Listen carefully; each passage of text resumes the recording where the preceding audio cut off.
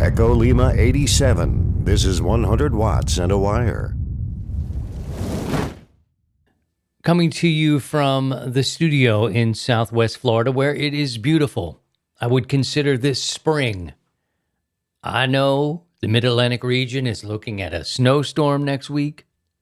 Yesterday, to give you a gauge of where we are in February 15th. Yesterday was Valentine's Day. Not my favorite holiday, but as a girl dad, I'm coming around to it. I get it. I understand. It is commercialized, which, being from this generation, we kind of push back from a lot of those sorts of things, but, I get it.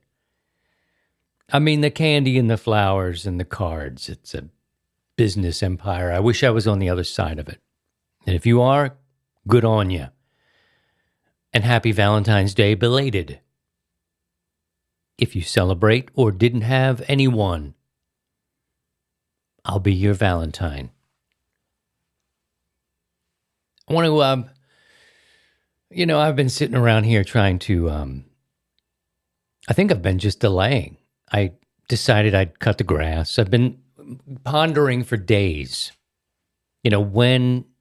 when to kind of start recording and talking about the loss of my friend Ian. And I'm thinking to myself, one part, nobody really cares. The people who knew Ian would care, but the chances of them hearing this or seeing this are probably pretty slim.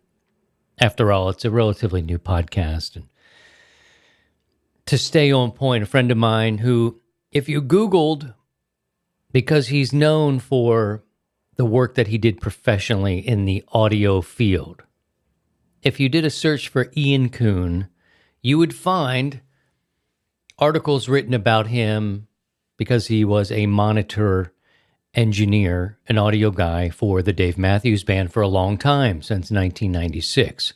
He was a friend of mine since 2015, so a decade. And he died on Monday. And I think there's so much shock. I'm not on Meta platforms anymore, and there was a post by his family on the Facey space and, on IG, and I just I'm not there anymore. And then my wife brought over the post, and I, like the hundreds of people who commented, were just in shock. And it's just because I think the sort of person that he was a private person. He did not like or seek the spotlight. And he would not want to put his friends through the concern or the worry, is my guess. I've tried to piece together the time frame, and I noticed there was a couple of texts that went unanswered between early November and Monday, which is, what was that, February the 10th, which was not common with him. At some point, if he was working, of course, and I wasn't keeping up with his day-to-day schedule, but that band is very active and they are touring quite a bit. They're known to be a touring act.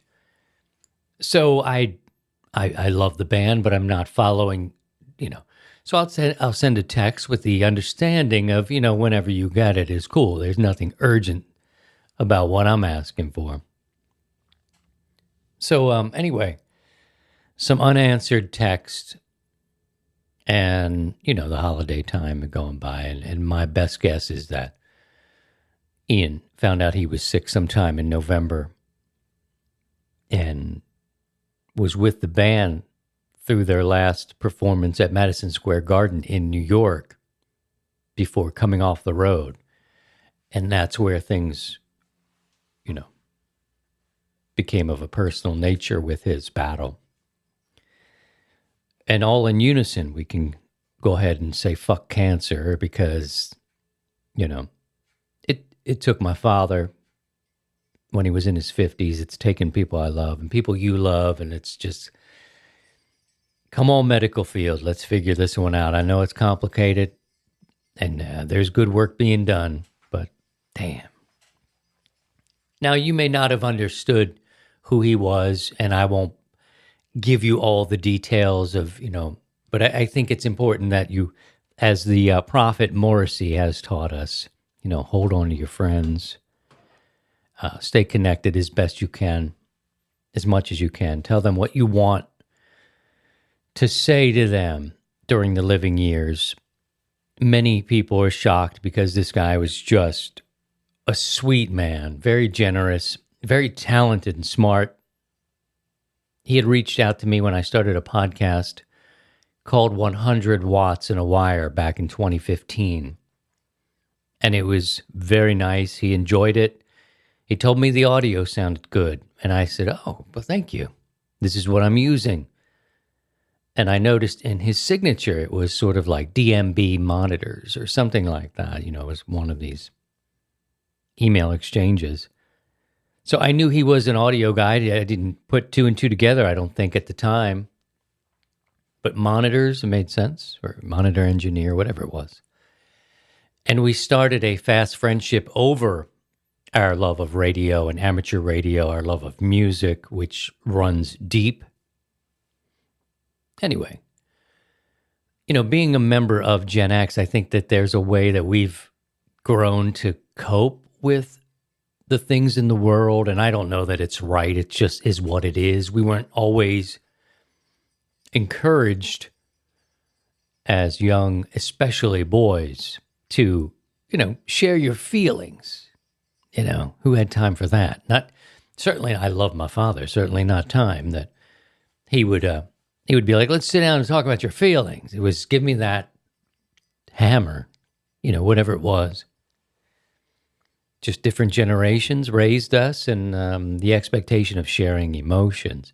So I think processing as a Gen Xer, it's an interesting kind of study how we deal with loss. Now we have kids. We've helped raise millennials. We've got grandchildren in whatever Gen Alpha or Gen Z or whatever the hell, whatever's next down there behind us. I know, I'm encouraging my children to talk to me. It's not some let's break the cycle kind of thing. It's just, let's break the cycle kind of thing. So, but as a grown-ass man in his 50s, dealing with things is kind of tricky. So I tend to dive headfirst into music. Speaking of Morrissey, I might, and it may not be for the reasons you'd think. I turn on Morrissey music to actually laugh. I know you're saying, isn't Morrissey and the Smiths all about doom and gloom? And no, it's not. It's actually about really well-written and clever poetry to beautiful music. Shout out to Johnny Marr. But Morrissey's lyrics, I can find humor in them. They don't bum me out. I also listen to a super healthy dose of Pearl Jam in my day-to-day life. So there, I was thinking Man of the Hour was a great song, and listen to that, or Off He Goes, and, So hold on to your friends, but please let me know how you cope with it, because we've come to an age, certainly I speak to the Gen Xers and any sort of boomers who may find this, and then the generations behind mine, pardon the voice. I've been, as I said, I cut grass, I think, avoiding this potential topic, and I'm not doing it justice. In the end, I should boil it down to saying Ian Kuhn was a great man, and he loved his family. He loved his friends. He shared kindness all the time. And he did not deserve to go out like that with cancer and in pain. And that's what I should really say. Nobody deserves that. Who's a good person? He's worth knowing. And if you're curious about who I speak of, who I consider my best good friend, and I know I'm not alone in this, because there's many people who are shocked and gutted by this news. And we all share the same thing. I wish we all met each other, because there's something that was in him that we all were attracted to. And it's that friendship. It's that support. You know, we should want to see our friends do well and give them the supplies. You know what? This very microphone that I'm speaking through was a gift from Ian. Essentially, it's a longer story, but I fucked up a really good microphone. And I told him, I said, you'll never believe this, but I really just fucked up a good microphone. And I was kind of beside myself, because it had been my microphone for many years. And, you know, when you find something you love, it's like a good pair of shoes or what have you. Not to mention it was, you know, quite expensive, and I ruined it. You know, he said, I've got this Sennheiser. It's a 945, and if you want it, it does really well with, you know, with the voice. You know, these are the conversations where we would talk about audio and how does this sound, and I trusted his ear. Very few people in my 30 plus years of being behind a microphone do I trust, but I trusted him. What do you think? Well, you know, he sent me on a microphone. You know, and that was just the kind of guy he was. He did not need to be thanked. He did not need to just, it was like, this will keep you going. Get this, try this one out. See what you think about this one.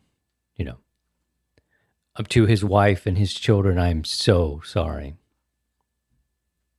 That hole, you know, won't ever be filled, but it will be filled with the memories of good things and good times. I'm with Ian, and I wish you all the best. To join the 100 Watts in a Wire community, visit 100wattsinawire.com.